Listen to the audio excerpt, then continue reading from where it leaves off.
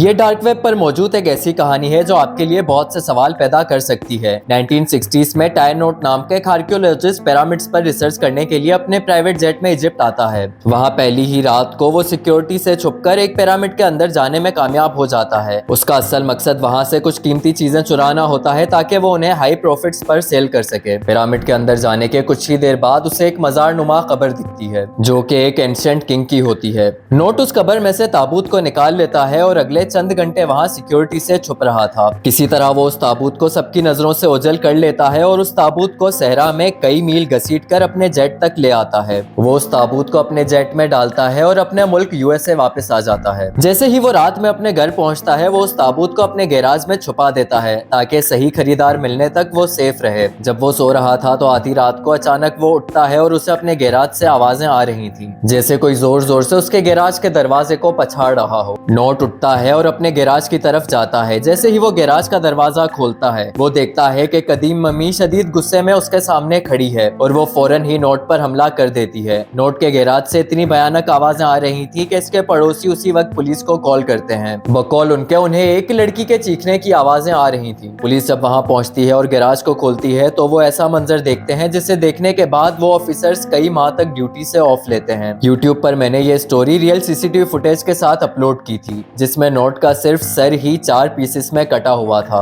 और ये video disturbing footage की वजह से डिलीट हो गई। पुलिस को नोट के गैराज में मम्मी का ताबूत तो मिलता है लेकिन वो मम्मी कहाँ गई इसका जवाब आज तक किसी के पास भी नहीं है।